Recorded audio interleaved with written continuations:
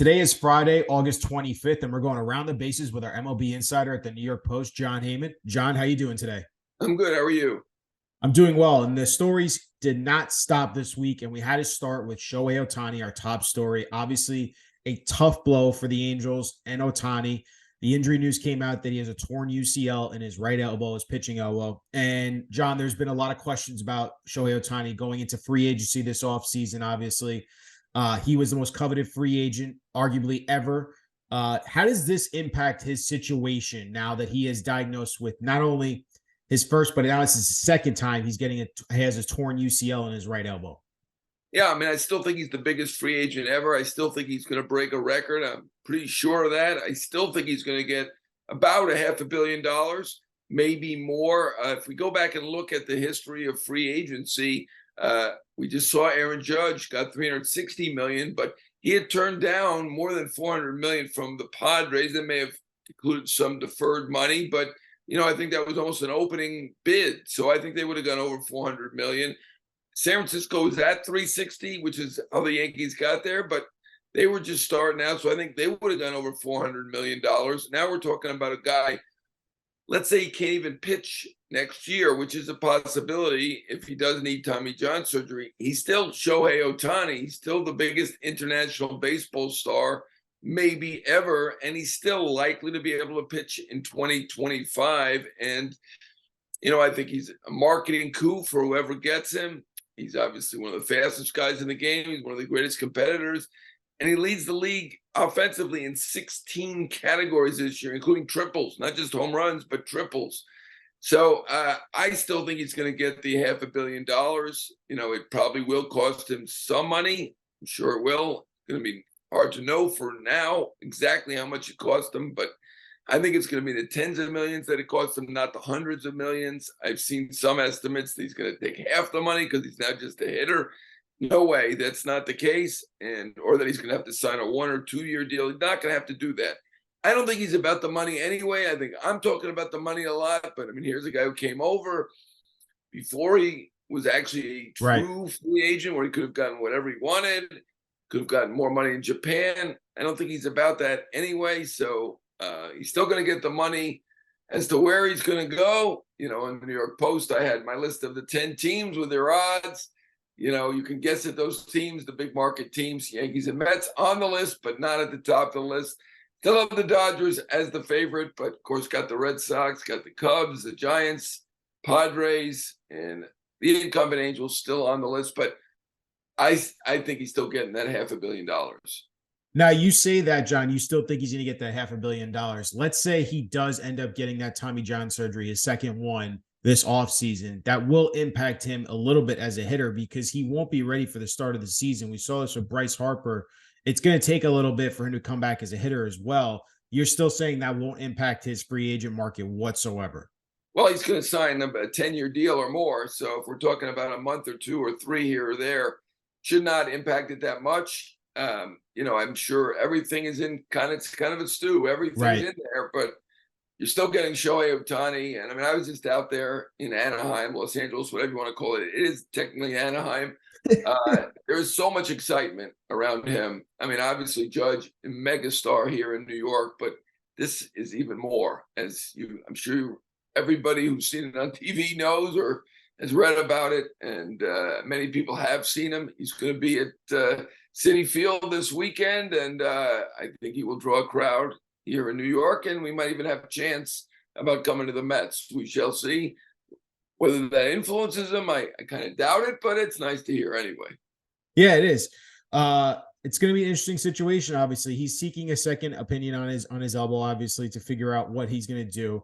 But like you said, it's still going to be a fascinating development, obviously, with Ohtani and what kind of free agent market develops for him. And if he gets that big deal, like you're saying, you think he's going to get. But let's go to our next topic here, John, and the Yankees.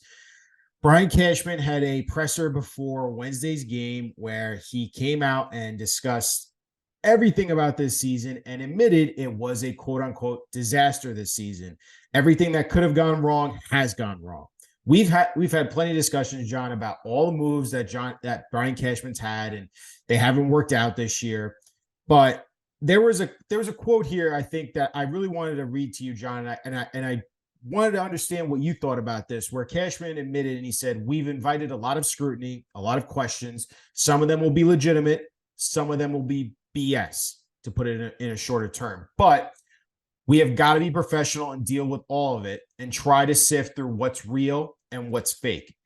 So, John, obviously, this has been first year, probably in Brian Cashman's 25 years, where this team is just not competitive. It's not a playoff team. It's not working out. And it's the one blunder you could honestly say on his resume, if you were to look at it over his 25-year span of, hey, it didn't work out, this team I put together. When you're sifting through this, John, what's the difference? Where's the line for Brian Cashman of what's real and what I put in this roster and what's fake about, is the injury thing real? Is my scouting department, is my analytics too much? Like, how does he go through that with Hal Steinbrenner into this offseason? Yeah, I'm sure some of it is BS, some of it is luck, but a lot of it is not luck. As we've gone over here, the last many moves have not worked. The trades have not worked. The free agency, except for bringing Judge back. And if you go back a little further, obviously bringing Cole in, those were obviously the right moves. Obviously Judge is just starting out here on his 9-year deal, but we'll agree that's the right thing to do. If they didn't have Judge, where would they be now? Right. So Judge and Cole are good moves, but so many of the trades, some of the free agent moves, the drafting and developing has not been spectacular lately. Obviously, they draft low, so there's a little bit of an excuse there, but certainly the medical situation needs to be reviewed. In some cases, they acquired guys with injury questions like Montas. In other cases, guys got hurt after they were here, and the injuries lingered, and it certainly has hurt them, and their depth has not been good. So, I'm sure some of it's BS, some of it is bad luck, but they made so many bad moves. They really need to take a good hard look at all of it. And I think the fact that we knew Cashman there's no way he's going to be let go. I mean, people can save the tape, I guess, and make fun of me if I'm wrong. But I think this press conference showed they're going to go over it, right? He wouldn't have told us we're going to go over things if he wasn't the one going over things. So, obviously he's got 3 years to go. He just signed a year ago a long deal, 4-year deal. And Hal is not going to fire him over 1 year. I know the fans are clamoring. The fans aren't used to a bad season, and this is a very bad one, certainly with the second highest payroll. Even putting that aside, it's not a good season. But, Brian Cashman is still going to be the guy to go over everything and figure out which is BS and which is real. And, I think a lot of it's real. So they've got to take it seriously, and I think he will. Yeah, there's, you pointed out a lot of things. Obviously, the moves were one. The draft and development is really a sneaky one. I think that's developed and really hurt this team over recent years, because you talked about it before earlier this year, John. Name another player beside Aaron Judge that this team has actually developed and drafted, or even in the international signing teams. Because you look at Luis Severino, and all of a sudden, it's not injury this year. He's just not good this year. So what happened to him as a pitcher? There's been some serious flaws in this roster that are showing its signs after years and years of not developing actual good players, because it feels like it's just been a lot of free agents and trades and older veteran players that just aren't working out for this team right now, like you said. Yeah, and guys not developing while they're at the big league level. I mean, you look at Gleyber Torres, and he's probably an average starting player at the major league level. Fine player, certainly for a team, complimentary player. But at one time, he was hitting 30-plus home runs, Right, and looked like a future star. And so he has regressed. I mean, he hasn't regressed to unplayable, but he has regressed. Gary Sanchez was an all-star at the beginning, certainly went downhill gradually. Eventually, they got rid of him. He's now doing okay in San Diego, not probably the all-star that he was at the beginning with the Yankees, but he regressed. Severino, I mean, they gave him a 4-year, $40 million extension because he looked like a star at that point. Obviously, he's been poor this year. His last start was good, but overall poor. You mentioned not injuries. It's funny that we don't count that as an injury. He certainly did start late this year, so he was hurt as well. There have been a lot of injuries. That's certainly a question they need to go over. But the regression of players is another question. And yes, I mean, they do draft late. I know it's not fair to compare everybody to the Dodgers. Dodgers also draft late, and they obviously bring up 2-3 guys every year that seem to really help them. Yankees did bring up Volpe this year, and I think Volpe looks like he's going to be a future very good player. He's been better defensively than we would have thought. He's got more power than we would have thought.